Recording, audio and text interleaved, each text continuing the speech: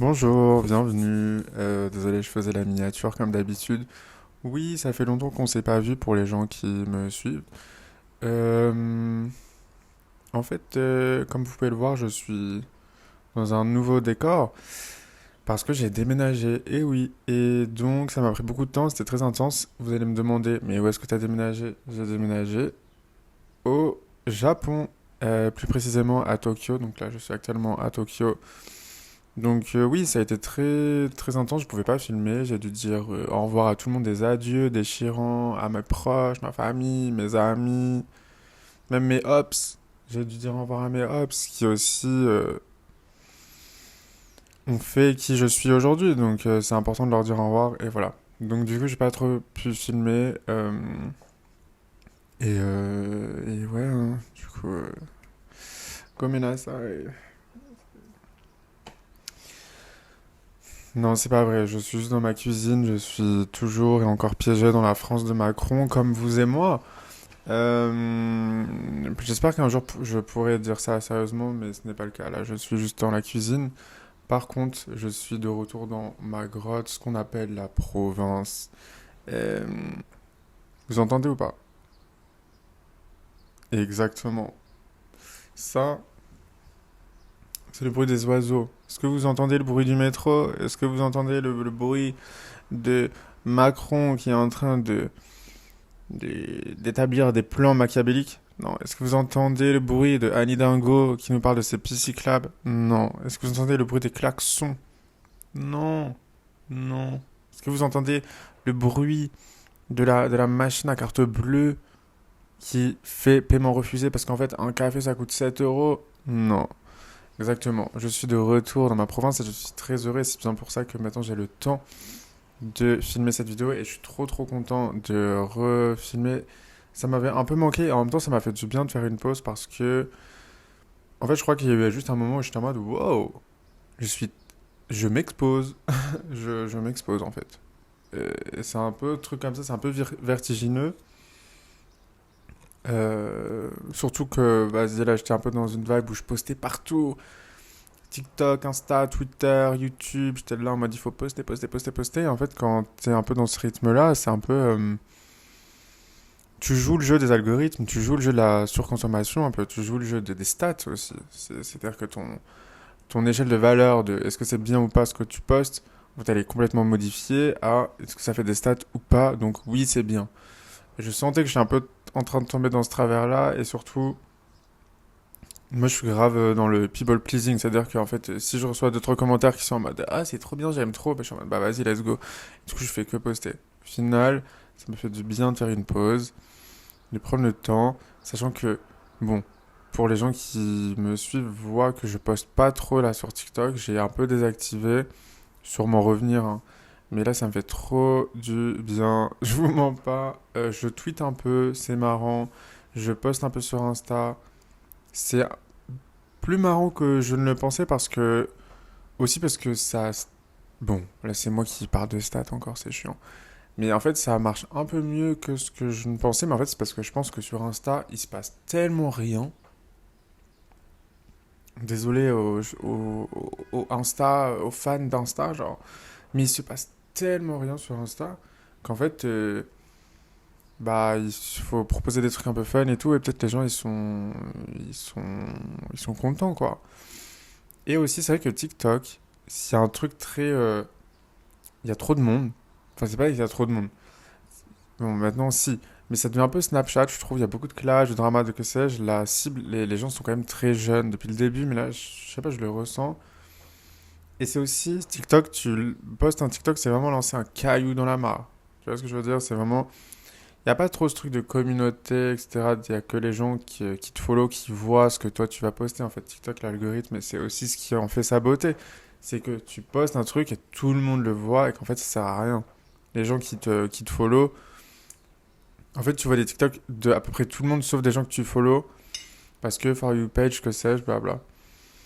Mais du coup, moi je crois là que j'ai besoin d'un truc un peu plus genre communauté, blabla. Et ouais.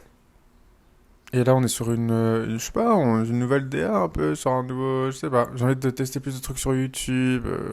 C'est vrai que aussi Insta, je vous mens pas.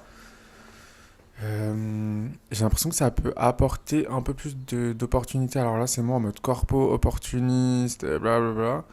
Mais pour le temps que j'investissais beaucoup sur TikTok, c'est vrai que sur Insta, j'investissais beaucoup moins de temps et pourtant, j'ai à peu près les mêmes résultats. Je parle pas financièrement, hein, je gagne pas d'argent sur Insta. Honnêtement, sur TikTok, j'ai dû gagner en tout, et ça fait plus d'un an, hein, que je suis sur TikTok, j'ai dû gagner à peu près genre 350 € à vérifier quand même. Ouais. Je parle vraiment pas financièrement, hein, je parle en termes de projet, de. Voilà. Ouais. Mais en tout cas, je suis de retour. Et en fait, je suis aussi de retour chez moi, parce que du coup, j'étais à Paris. Paris, la ville lumière, la ville de toutes les horreurs euh, que j'aime et que je déteste pendant 2 semaines. Pourquoi? Parce que je suis maintenant DJ. Voilà. Oui. J'arrive à un stade de ce micro-influenceur qui devient DJ. En fait, c'est soit je suis DJ, soit je suis chômeur. Donc à un moment, oui, je vais passer de la musique, ouais. Donc non, en fait, pour ceux qui ont un peu suivi et qui suivent un peu la vie parisienne, un peu fashion, que sais-je, euh, en fait, il y avait une vente. En fait, il y avait un événement qui était une vente dans un magasin qui s'appelle Dover's Market, qui est une espèce de concept store, voilà, assez connu, qui fait, je sais pas si c'est annuel, peut-être que c'est annuel ou tous les 2 ans, je sais plus. En tout cas, là, c'était une vente où tout est à moins 70%, et donc t'as du Comme des Garçons, du Kiko Kostadinov, je sais pas, du Vaquera, du designer, quoi. Qui coûte un peu cher, normalement, et donc là, c'est un peu le truc où tout le monde est en mode ça vaut trop le coup, ça vaut trop le coup. Bon, là, je vais passer outre le fait que on a tous été vraiment totalement matrixés par la mode et le capitalisme pour quand même nous faire croire que payer une chemise 120 € au lieu de 450 €, ça vaut le coup. Oui. Et je suis complètement dedans. Je me vise aussi. Je suis tout comme vous, finalement, une victime du capitalisme, mais aussi un DJ, parce que on m'a invité à mixer dans cet événement. Étant donné que je ne suis pas DJ, je ne sais pas mixer. J'ai jamais mixé de ma vie. J'ai invité une pote qui sait un peu mieux le faire que moi, quand même. Du coup, on a fait ce qu'on appelle un B2B. Euh, et c'était trop bien. C'était très très bien. On a beaucoup aimé. On a eu quand même pas mal de compliments de clients et du staff. Du staff qui était sur place. Et ça, c'est très important. C'était très important pour nous. On était en mode, on met la musique dans un magasin où les gens, voilà, ils achètent des trucs. Mais aussi, on met la musique pour les vendeurs qui sont là depuis 8 heures du mat, qui vont taffer jusqu'à 22 heures, qui vont taffer pendant 2 semaines de manière intense. Et Dieu sait que la clientèle de ce genre de truc peut être relou. Je dis ça, j'ai été pendant 1 an et demi vendeur. Ça a été une très bonne expérience et en même temps, je pense que c'est à partir de ce moment-là de ma vie que j'ai compris que, en tant qu'espèce, l'humanité est. Il n'y a plus d'espoir. Ouais. Bref. Du coup, il n'y aura pas de rediff, il n'y a pas de rediff. Peut-être tant mieux quelque part, peut-être tant pis, je sais pas. Mais en tout cas, ça a été très fun. Et puis surtout, au-delà voilà, de jouer au DJ, c'était très intéressant bon, déjà d'élaborer une playlist pour un contexte de consommation, c'est lunaire. Et aussi d'observer en fait ce qui se passe. Parce que là, je vous parle d'un truc en mode, voilà, c'est une vente dans un magasin, voilà, c'est random. C'est pas random. C'est pas random. Là, on parle d'un événement, c'était Hunger Game. Hunger Game, le 2 ou le 3, en tout cas celui où les anciens vainqueurs des Hunger Games de l'histoire se rassemblent pour une espèce de Hunger Game ultime, c'était ça. Ça, avenue des Champs-Élysées, euh, dans une boutique. Il faisait chaud, les gens étaient en sueur, tout le monde faisait la queue, la sécurité, elle était. Genre, c'était vraiment Tout le monde avait des gros sacs, il y avait des gros racks de vêtements partout, des moins 70%, des boîtes de chaussures et tous les vendeurs étaient fatigués, cernés. C'était vraiment au bonheur des dames, mais sans le bonheur et ni les dames. C'était vraiment chaotique. J'ai trop aimé pouvoir observer ça. Et je dis ça en vrai, ça reste pas non plus horrible. Mais c'est vrai que de voir les gens un peu c'est comme ça, le bruit des seins, presque se pousser un peu. J'ai vu des gens prendre dans le sac d'autres gens des articles, des trucs. Tout le monde qui prenait plein de choses parce qu'ils avaient peur que son voisin prenne un truc. Et genre, beaucoup de faux mots. Et là, je fais le malin, j'en parle en mode, j'en fais la critique, etc. Je suis dedans. Vous voyez, là, ce que je porte. Oui, ça vient de cette vente. Oui, oui. Donc, moi-même, je suis victime de ce truc. Moi-même, je participe au Hunger Game et genre, je mets la musique. En fait, le problème, c'est que euh, c'est un peu comme. En fait, j'avais pas envie d'avoir de regrets. Et le potentiel d'avoir des regrets en achetant rien et en partant sans rien était trop élevé. Et en fait, c'était presque comme un souvenir. Parce que je vous le dis encore une fois, c'est pas l'événement de l'année, mais c'était quand même. Tu sais que c'est un truc qui arrive une fois par an, voire. Je sais même pas si c'était tous les ans, mais c'est tous les 2 ans, je sais pas.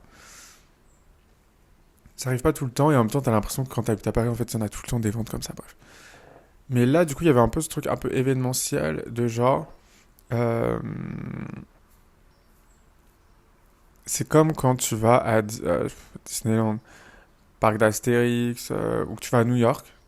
Tu vas à New York et en fait, tu n'achètes pas le t-shirt I Love New York et tu reviens sans l'avoir acheté.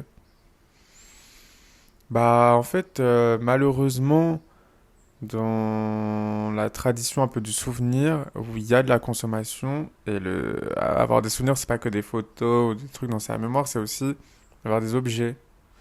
Euh, et c'est pas prendre un coquillage sur une plage et être en mode ah, tu te rappelles quand on était sur cette plage, j'ai ramassé ce que ça. Non. Et en fait, t'es à New York, donc gros, il n'y a pas de plage.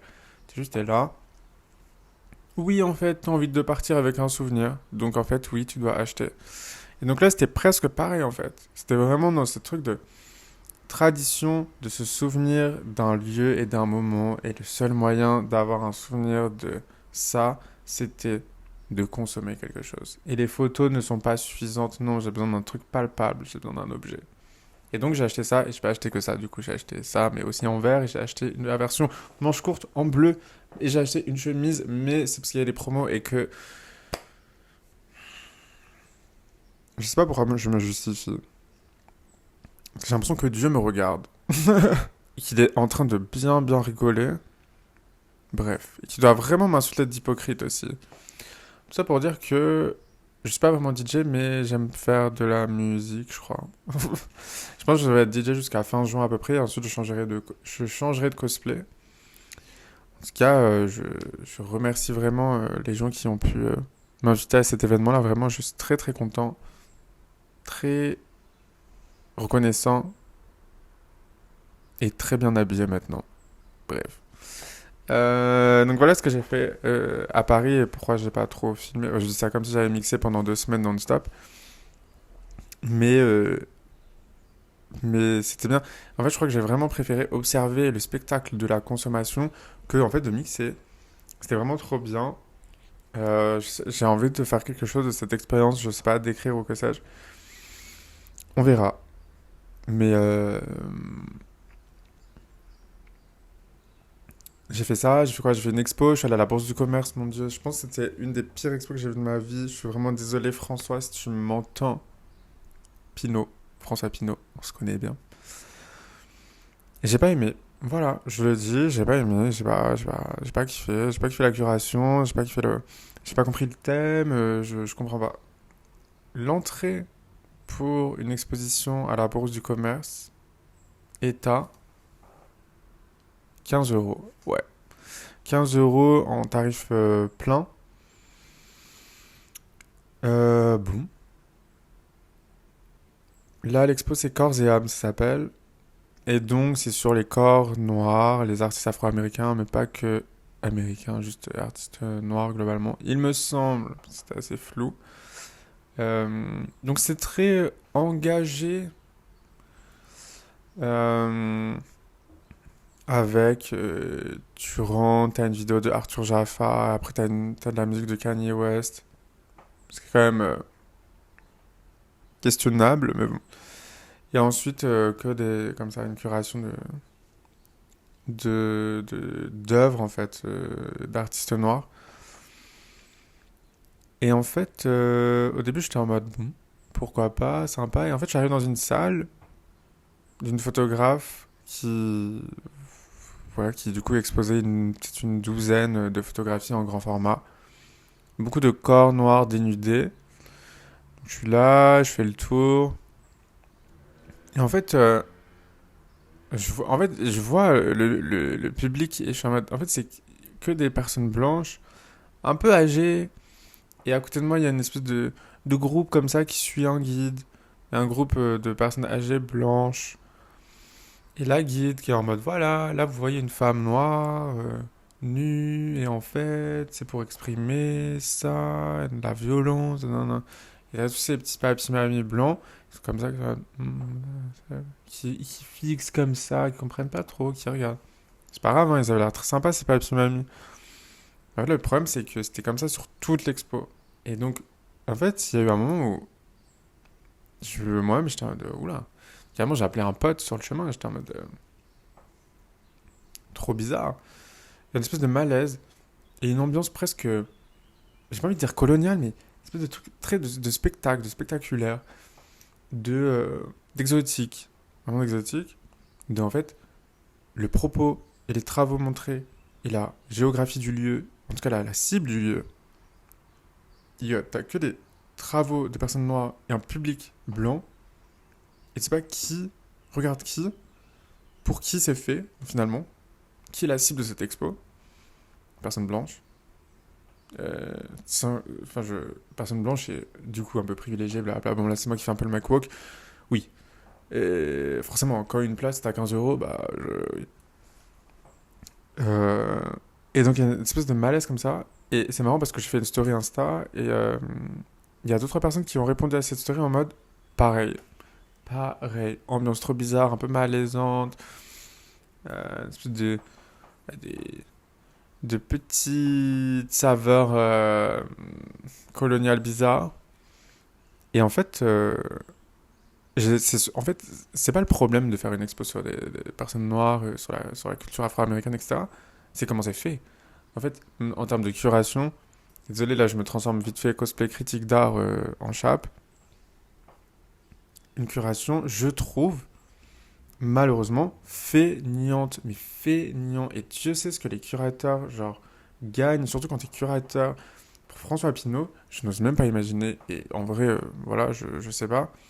Et en vrai, il y a eu des très bonnes expos à la Bourse du Commerce. Moi, il y a des expos que j'ai beaucoup aimé à la Bourse du Commerce. Mais là, c'est tellement feignant, genre. En fait, c'est comme quand tu... En fait, c'est comme si t'allais sur Pinterest ou sur Tumblr et que t'es en mode, ok, je cherche des images d'inspi, je sais pas trop. Et que tu tapes, ok, là, le thème, c'est genre nature, fantasy, genre. Tu tapes et que t'as un peu la flemme et que tu prends les 5 premières images qui arrivent et que tu le mets dans ton mood board. Ou que en fait, je sais pas, tu fais les reines du shopping et en fait, le thème c'est genre chic en rouge et que t'es en mode, bon bah, je vais juste prendre des talons rouges et je vais mettre du rouge à lèvres, je pense. Et là, je pense c'est bon, ça va le faire. Vraiment une espèce de fainéantise. Déjà, alors que le thème est quand même un thème assez deep et assez lourd de sens. Et là, je trouvais ça très feignant. Déjà parce que les pièces entre elles, elles j'ai pas l'impression qu'elles se parlaient tant. Et c'était plus un espèce d'amas de trucs. Et t'es en mode, bon bah voilà, le thème c'est ça. Chut, corbeille. Ça donnait ça. Et puis surtout, c'était des artistes quand même très basés. Qui en fait, t'es en mode. Oui, bon bah voilà. Finalement, c'est des artistes bourgeois pour un public bourgeois. Bon bah d'accord, très bien. Le travail d'Arthur Jaffa, moi, je l'aime. Enfin, je veux dire, je l'aime beaucoup. Il y a des trucs que j'aime bien, des trucs que j'aime moins. Mais en fait, il se passe tellement d'autres choses. Mais en même temps, est-ce que c'est pas. De toute façon, c'est pas le lieu, la bourse du commerce, pour mettre en avant une culture. Bref. Et donc, ça a été très bizarre, cette expo. J'étais dégoûté d'avoir payé 15 euros, mais en même temps, j'étais en mode, c'est bien d'avoir vu ça. Au moins, je trouve ça bien d'avoir de bons exemples et de mauvais exemples sous les yeux. Je me demande comment cette expo a été accueillie. En tout cas, mon pote, le même que j'ai appelé pendant l'expo, m'avait déjà envoyé la conférence de presse de la présentation de cette exposition aux journalistes, etc. Bref, oui, conférence de presse. Et en fait, même la présentation était lunaire. Tu sentais que la meuf, je sais pas si c'était une curatrice ou une historienne ou que sais-je, qui était là, un peu genre meuf blanche, qui était là un peu en train de. Était en train d'expliquer genre le choix des artistes et blablabla. Et en fait, c'était tellement bancal et elle bégayait un peu. Et t'es en mode. Cette expo, je la sens pas. Bref, je l'ai pas senti, c'était pas top. Oui. J'aurais aimé faire d'autres expositions, mais la prochaine fois, je vais aller au Louvre, je pense. Je vais aller au Louvre, je vais pas me casser la tête. Une valeur sûre. Mon rêve, vraiment, c'est de d'arriver au Louvre. Je sais pas si c'est possible dès l'ouverture et de rester jusqu'à la fermeture. Du coup, de prendre avec moi peut-être, vous voyez, soit je prends un petit sandwich ou un petit truc comme ça, je peux tenir toute la journée avec une batterie externe avec des écouteurs. Ou alors je prends comme les mecs qui font du triathlon, des trucs comme ça avec le sac à dos, où il y a une paille avec de l'eau et tout, genre qui t'arrive comme ça à la bouche directement. Je prendrais ça pour aller au Louvre. J'ai vraiment envie d'y rester toute la journée, ouais, avec une petite playlist un peu ambiant et tout. Ouais. Je pense que c'est un peu, ouais. Parce que là, c'était pas top. Et le Louvre, je sais pas combien ça coûte, mais je suis prêt à payer 15 euros, quoi. En même temps, s'il me reste de l'argent depuis la vente de Versus Market, parce que j'avoue, en vrai, ça va, j'ai pas fait des folies non plus, mais. Et j'essayais de me souvenir de ce que me disait ma banquière quand j'étais sur place. Parce que forcément, quand t'es. Pardon, j'y retourne vite fait, mais quand t'es sur place, il y a une espèce aussi de ferveur. T'as l'impression que tout le monde est un peu def. Euh, Et donc, une espèce d'état second où en fait t'achètes des trucs. Il y a des trucs que j'ai failli acheter, hein. Mais vraiment, il y a des trucs que j'ai failli acheter. Vraiment me mettre à découvert. Et j'hésitais sérieusement. J'étais là en train de demander à des gens que je ne connaissais pas, qui étaient actuellement, qui étaient en mode, pardon, mais t'en penses quoi de ça, genre? Et les gens étaient en mode, je sais pas, ouais, tu devrais prendre et tout, non, non, je sais pas, ça vaut le coup, je sais pas quoi. Et j'étais là en train de me poser la question, genre sérieusement, est-ce que je prends, est-ce que je me mets à découvert pour ça? Et au pire, je le revendrai, non, non, non. Bref. Mais je me souviens que, truc très basique de banquier, bah, un banquier qui essaye à chaque fois de m'expliquer et je ne comprends toujours pas. Je le comprends, mais en même temps, peut-être je m'en fous, je sais pas. Quand t'es à découvert, disons que je suis à moins 100 et que j'ai un plafond de moins 400. C'est-à-dire que je peux retirer cet argent. Je peux retirer encore 300 euros jusqu'à arriver à mon plafond. On est d'accord? Ma banquière me dit, quand t'es à découvert, ce n'est pas ton argent. Ce n'est pas ton argent qui est disponible, d'accord? C'est l'argent de la banque. Déjà doucement, parce que l'argent de la banque, je sais pas trop. L'argent de mes impôts, peut-être. Non, je sais pas. En tout cas, en fait, j'essaie de lui dire que si je peux retirer cet argent est à moi. Parce que je décide de mettre mon argent dans votre banque. Je vous fais confiance. Vous, en échange, vous me permettez d'avoir plus d'argent que je n'en ai. Elle me dit, pas du tout. Ça ne marche pas comme ça. Oui, mais en attendant, je peux retirer cet argent. Donc, qui a raison? C'est pas pour faire le mec, hein. Mais bon, j'aime beaucoup ma banquière et je la respecte. Et elle a raison. Et donc, du coup, je n'ai pas acheté ce sweat Yoji Yamamoto Carhartt. Et Dieu merci, en fait, parce que je crois qu'il était vraiment pas beau. Bref. Voilà ce que j'ai fait à Paris. Honnêtement, voilà ce que j'ai fait à Paris. Et là, je suis de retour. Et pour filmer, faire de nouvelles choses, j'ai envie un peu de tester des nouveaux formats, j'ai envie d'écrire, bref. Et sinon, je pense que pour finir avec ce petit comeback, on va dire, de Paris, etc., c'est que pendant mon séjour, je pense que je me suis aussi beaucoup demandé Parce que moi j'ai quitté cette ville. J'ai vécu, enfin les gens qui me suivent savent que j'ai vécu pendant 10 ans à Paris et que là j'ai quitté et qu'en vrai c'était quand même une des meilleures décisions de ma vie, pour vous dire. Bien que finalement j'ai un peu envie d'y retourner parce qu'en fait je me rends compte que tout est là-bas, que toutes les opportunités sont là-bas, qu'en fait là en 2 semaines à Paris il y a des choses qui ont avancé mais 1000 fois plus que en 8 mois ici en essayant de gérer des trucs à distance. Bah en fait oui non ça marche pas. Et même de croiser des gens à Paris, de continuer d'exister dans un certain paysage, t'es obligé d'être sur place en fait. Et c'est chiant, et ça m'a un peu déprimé, j'étais en mode, en fait je suis obligé d'être là-bas pour genre exister dans les yeux de ces gens, mais en même temps, est-ce que c'est important d'exister dans les yeux de ces gens? Oui, parce qu'en fait c'est eux qui te proposent des trucs, et ensuite t'as genre, bref. Je me suis demandé pendant tout le séjour si j'étais une personne bien. Euh... Ouais, c'est grave une question que je me pose beaucoup en ce moment, je pense pour 2 raisons. Première raison, c'est parce que j'étais à Paris et que Paris, euh, pour survivre dans cette ville, j'en ai déjà parlé, t'as besoin un peu de t'imperméabiliser à tout ce qui se passe autour de toi, sinon tu survis pas en fait. C'est pareil, c'est une ville tellement intense, petite, complètement schizophrénique, où les personnes les plus riches de ce pays vivent dans cette ville et les personnes les plus pauvres de ce pays vivent dans cette ville à 2 mètres, comme dans le livre d'histoire géo où t'as genre les bidonvilles là au Brésil, les bidonvilles et genre l'espèce de grand complexe de personnes riches là, où t'as juste une petite barrière en bois là comme ça. Tout le monde a vu ça dans les livres d'histoire géo, bref. Paris, c'est un peu ça. Et c'est très violent. Et quand je dis violent, c'est pas en termes d'insécurité, je parle violent en termes de bruit, de mentalement. Tout le monde est très. Enfin, sur les clichés de Paris, en fait, qui sont des clichés pas pour rien. Parce qu'en fait, oui, forcément, bah, le métro, c'est chiant. T'es pressé, le temps passe plus vite à Paris. T'as l'impression que. Il y a un peu un truc commun entre TikTok et Paris, je trouve, en termes de trucs chronophages, bref. Mais le fait d'être dans ce contexte-là sans, du coup, y vivre, donc moi j'avais retiré mon truc d'imperméabilité, de genre, parce qu'ici vous entendez, on n'entend que les oiseaux. Donc en fait, j'ai pas besoin d'être imperméable.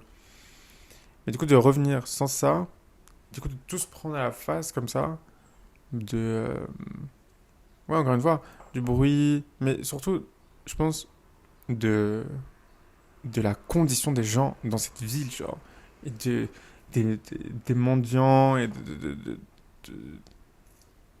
ouais, vraiment de tout ça. Et comme toute personne qui habite à Paris, euh, j'avoue que j'étais en mode, et c'est des vieux réflexes qui sont revenus quand j'y étais, de genre, quand quelqu'un te demande de l'argent dans le métro, je suis désolé en fait. Quand tu prends le métro tous les jours, tous les matins, tous les soirs, et qu'en fait il y a un gars qui te redemande, bah forcément oui, c'est sûr que tu vas pas calculer. Quand tu es dans la rue, tu traces avec tes écouteurs, quelqu'un te demande une info, t'as un peu la flemme, quelqu'un te dit bonjour et te demande de l'argent, tu réponds pas, tu traces, un espèce de truc où en fait t'es obligé pour survivre. Sauf que là, je me suis arrêté. J'ai donné, j'ai dit bonjour, parce que je suis plus dans ce cosplay-là, genre. Et c'est pas pour être en mode, je suis une bonne personne, regardez, j'ai donné 2 euros, non, pas du tout. C'est juste pour vous dire que euh, certains environnements ont vraiment un impact puissant sur vous. Et c'est pour ça que je trouve que rester en mouvement, bouger et tenter d'autres environnements, bien qu'on a l'impression que parfois qu'en fait tout est dans une ville, notamment Paris, t'as pas le choix, etc. Oui, c'est vrai, mais en même temps, il faut trouver des alternatives. Et du coup, tout ça fait que je me suis beaucoup demandé, est-ce que je suis vraiment une personne bien? Qu'est-ce que je fais en fait? Qu'est-ce que je fais? Parce que je survis comme tout le monde. Mais qu'est-ce que je fais, genre? Qu'est-ce que j'apporte? Et ça va de genre juste dire bonjour à juste donner de l'argent, à faire, je sais pas, du bénévolat, à genre sacrifier son temps, parce que en fait le temps est quand même précieux. Donc c'est pas le sacrifier, mais en tout cas c'est choisir de le prendre pour le donner à quelqu'un d'autre, à quelque chose d'autre. Euh, chose que j'essaie de faire, mais en même temps pas assez, Ouais. Et je pense que la deuxième raison de pourquoi je me demandais ça, c'est Twitter, parce que je passe beaucoup de temps sur Twitter. Je déteste Twitter, en même temps j'aime bien Twitter, en même temps j'aime pas, enfin bref, vous le savez. parce que déjà, Twitter en ce moment, je sais même pas si c'est en ce moment, de toute façon, c'est tout le temps la sauce. Hein. Twitter, c'est une espèce de... En fait, c'est koh s'il n'y avait pas de gagnant. Littéralement, genre, c'est vraiment koh s'il n'y avait pas de gagnant, genre, ça ne s'arrête jamais. Et on est tout le temps sous épreuve comme ça. Et là, en ce moment, le nombre de gens qui sont, je veux dire, dans des dramas ou dans des sauces, c'est même pas des dramas, je devrais pas dire le mot drama, c'est pas des dramas, c'est des trucs d'accusations, de trucs très graves, de trucs un peu moins graves, même dire que c'est bizarre de hiérarchiser les douleurs. Plein de victimes, plein de call-out, plein de... Et donc du coup des débats. Des débats, des discussions, des threads. Et j'ai pas trop... Enfin je... C'est pas que je vais pas donner mon avis, c'est juste que je suis pas trop... Je lis de loin, mais je participe pas trop à ces conversations, etc. Aussi parce que j'ai quand même l'impression que il y a certains call-outs, certains trucs, certains sujets comme ça sur Twitter qui en fait deviennent des conversations politiques et qui sont intéressantes à avoir et qu'il faut avoir, mais avec beaucoup d'ego. Avec beaucoup d'ego et beaucoup de qui quelle version est la bonne. Et quand je dis quelle version est la bonne, c'est-à-dire quelle analyse du sujet est la bonne, qui aura la meilleure analyse, la plus finie, la plus fine, la plus pointue, euh, la mieux ficelée de tel sujet, de telle personne qui vient de se faire call out, etc. Qui aura la meilleure analyse politique. J'ai l'impression que ça tourne un peu comme ça, plutôt que est-ce que les victimes vont bien, soyons présents pour les victimes, pourquoi il y a eu ce call out, pourquoi il y en a autant, genre en mode comment gérer le truc et pas juste de qui aura la meilleure analyse. Voilà. Je dis ça parce qu'un jour, Donna Haraway, et j'en parle, bref, faut que j'arrête de parler d'elle, mais a dit, et je suis sûr que je l'ai déjà dit en vidéo YouTube, euh, le problème du capitalisme et des intellectuels qui font des critiques du capitalisme, en fait, c'est que c'est tellement la course à celui qui aura l'analyse la plus pointue du capitalisme qu'on en oublie déjà de un de prendre en compte tous les discours individuels de chacun sur le capitalisme, de comment il est vécu, et aussi que ça engendre un certain mépris, snobisme, et, et enfin que ça qu'on en oublie pourquoi on en fait la critique et ce truc assez genre je sais pas qui a dit ça, je sais pas qui a inventé ce concept, que sais-je, désolé, mais le truc assez connu de en fait le capitalisme vit par sa critique parce qu'il est tellement gros qu'en fait il peut aussi vivre avec sa critique et c'est sa critique qui le fait vivre et aussi évoluer tel un virus qui en fait s'adapte. Voilà. Twitter ça me fatigue en ce moment j'avoue. Euh, Ça me fatigue un peu et je pense qu'il y a aussi un vocabulaire de Twitter qui est un peu que je trouve en fait je trouve qu'il existe que sur Twitter. Il y a des choses qui j'ai l'impression qu'on a des conversations qui en fait n'existent que sur Twitter, qui n'existent que dans la théorie et qui n'existent pas IRL. Il y a une espèce de vocabulaire je trouve de thread, de debunk, de ma take sur ça, on a normalisé nanana. Un peu tout ce vocabulaire qui est plutôt logique, qui existe sur Twitter et en fait qui en fait vous avez raison sur Twitter mais en fait IRL je sais pas trop. Il y a une espèce de truc très en fait je dis ça parce que j'ai vu forcément plein de tweets passer, des conversations du coup sur enfin, des analyses etc de bref politique de ce qui se passe et des call-outs etc. Et je me souviens d'un tweet que j'avais fait sur un mec qui avait fait une BD très maladroite, vraiment très maladroite, sur le fait qu'il avait eu une période incel horrible, horrible. Et en gros, j'avais fait un tweet, pas pour le défendre, vraiment pas, mais d'être en mode, c'est bien qu'il y ait des gens qui parlent un peu honteusement de certaines périodes de leur vie pour que nous autres comprenons, et peut-être d'autres personnes qui sont peut-être à ça d'arriver dans des périodes similaires ou dans des phases similaires, savent dans quoi ils s'engagent et savent que c'est aussi peut-être un espèce de motif collectif, qui ne sont pas seuls. En fait, pour moi, c'est important que ces personnes parlent et témoignent. Et j'avais trouvé un peu abusé certaines réactions face à cette BD, mais qui est encore une fois très maladroite, je défends pas la BD, bref. Et, et quelqu'un avait dit, oui, mais en fait, moi je trouve ça problématique, qui normalise le fait d'avoir une période incel dans sa vie. Là, il normalise le fait d'être incel, blablabla. Je suis un peu en mode... bah, en théorie, oui, enfin, oui, oui, là, sur Twitter, oui, etc., oui, d'accord. Mais en fait, non. Je pense que dans le réel, c'est peut-être que, en fait, c'est important qu'il dise ça et normaliser, enfin, c'est...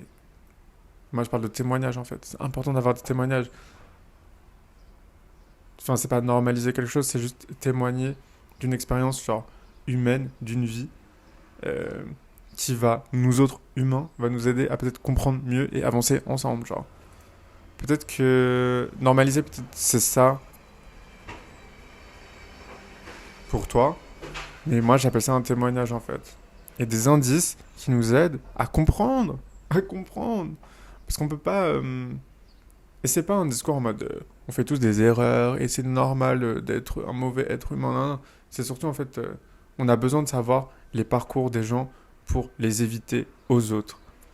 De en fait comprendre que c'est un espèce de, pas jeu, mais c'est une espèce de pratique collective de, en fait, s'il y en a un qui tombe, et bah, au moins, il dit qu'il est tombé, et ensuite, il se retourne et il est en mode, ok, guys, faites gaffe, parce qu'à ce moment-là, il y a un caillou, en fait, et vous pouvez tomber, genre.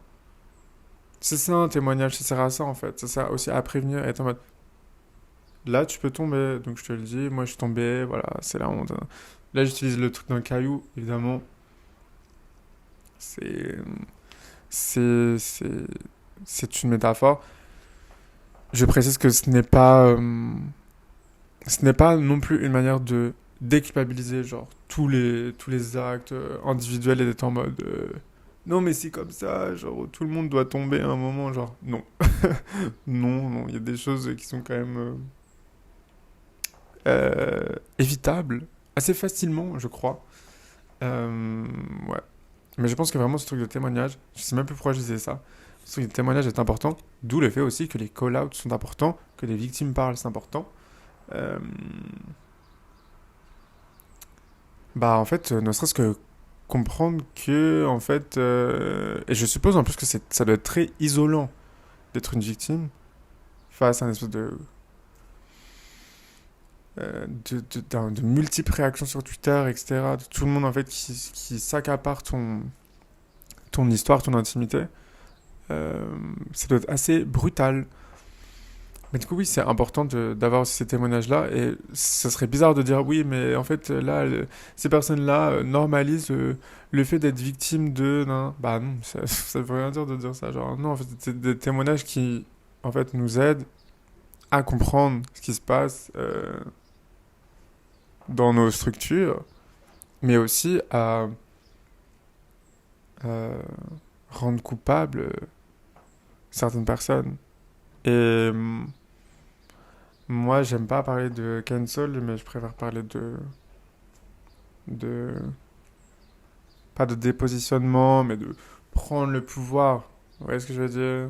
De, de...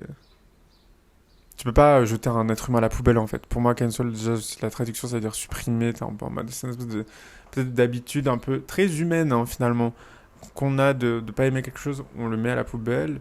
Non, on essaie de recycler parce que la terre va mourir. Mais qui mélange tout. Non, mais je pense que c'est important aussi de penser en termes de recyclage, pas que pour les déchets, mais aussi pour les êtres humains.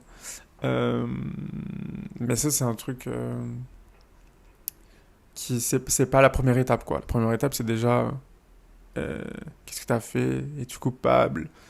Reconnaissance des faits. Ensuite, dépositionnement, on prend tous tes pouvoirs et tes privilèges. Il y a un temps de... Et ensuite, on te recycle. Vous voyez ce que je veux dire? Il y a beaucoup d'étapes avant le recyclage. Je crois. En tout cas, c'est pas trop mes sujets, donc je vais pas trop... Mais en fait, c'est tellement présent, j'avoue, là, dans ma TL Twitter, que waouh. Et donc, du coup, Twitter plus Paris me fait beaucoup poser cette question-là de est-ce que je suis une bonne personne? J'ai pas la réponse, je sais pas. Je sais pas, ce serait quand même un peu égotique de ma part d'être en mode ouais, je suis une bonne personne. Genre, putain, qu'est-ce que c'est une bonne personne? Être une bonne personne pour moi n'est pas être une bonne personne pour toi. On n'a même pas les mêmes systèmes de croyances. Donc, moi je crois en Dieu, des gens qui croient pas en Dieu. Donc en fait, être une bonne personne c'est déjà différent. Bref. Mais je pense, en tout cas, peu importe que vous croyez en Dieu ou pas, ou peu importe, je pense que c'est important de au moins se poser la question assez souvent et de s'updater comme ça, des mises à jour comme des iPhones, c'est important. Et, euh, et de pas trop traîner sur Twitter, parce que moi sur Twitter parfois je lis des trucs et je suis en mode, mais en fait je suis, vous voyez le même de genre, oui, voir quelqu'un se faire cancel pour un truc problématique que toi tu aurais pu dire. Parfois j'ai l'impression d'être cette personne, donc je suis vraiment en mode, donc c'est bien, ça me remet en question, mais en même temps il faut pas se remettre en question pour juste gratuitement, il faut aussi comprendre, enfin, il y a des choses vraiment sur Twitter, je suis en mode, je pensais être cette personne déconstruite, mais pas du tout. Pas du tout en fait. Tu n'es qu'un simple boomer. Bref.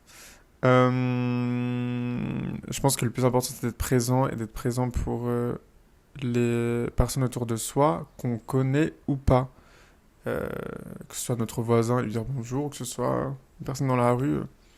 Je dis pas qu'il faut donner de l'argent à tout le monde qui m'en dit, je sais pas quoi, mais faire exister les gens c'est déjà important parce que, bref, mon retour à Paris m'a matrixé sur le fait que des êtres vivent vraiment comme des esprits invisibles en fait. Genre vraiment, vous voyez son visage dans Voyage de Chihiro, c'est littéralement les mendiants à Paris, c'est ça en fait.